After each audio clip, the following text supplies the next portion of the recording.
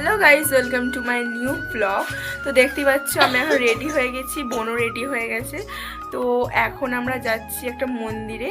তো এখন কেন মন্দিরে যাচ্ছি তো সেটা দেখার জন্য ভিডিওর সাথে থাকো। তো চলো দেখতে থাকো।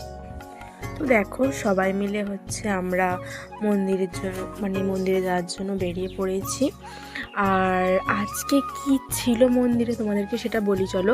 আজকে ছিল আমাদের এখানে যে শিব মন্দিরের প্রতিষ্ঠা হয়েছিল আজকের দিনটায়।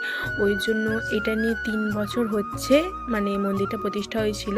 তার জন্য ভোগ খাওয়ানো হয় আর সামনে ছিল কালী মন্দির আর তার সামনে ছিল শিব মন্দির।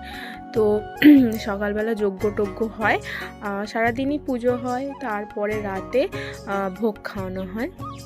চলো তোমাদেরকে আমি মহাদেবকে দেখাই। এই দেখো এখানে অনেকেই প্রণাম করছে।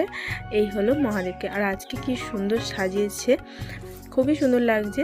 আর এই দেখো এইদিকে ভোগ খাওয়ানো চলছে। আমরা গিয়েছিলাম ওই 7:30-8টার মতো, তখনও এত ভিড় ছিল। তখন ভিড় হওয়ারই কথা। আমরা ভেবেছিলাম যে তখন হয়তো ভিড় একটু কম থাকবে, কিন্তু না, তখনও খুবই ভিড় ছিল। আর এই দেখো এইদিকে পুরো যে ফাঁকা জায়গাটা ছিল এখানে বসিয়ে খাওয়ানো হচ্ছিল। আর এখানে সকালবেলা যজ্ঞ হয়েছিল। যেহেতু এখানে জায়গাটা একটু ছোট, ওই জন্য ভিড় বেশি হয়ে যাচ্ছিল।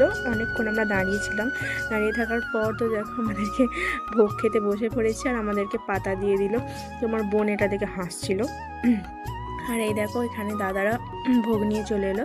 তো ভোগে ছিল খিচুড়ি, বাঁধাকপি আলুর তরকারি, চাটনি, পায়েস, যেরকম হয় আর কি। নর্মালি ভোগ খেতে গেলে এইগুলোই নর্মালি বেশি হয়। তো কার কার ভোগ খেতে ভালো লাগে মন্দিরের, প্লিজ কমেন্টে জানিও।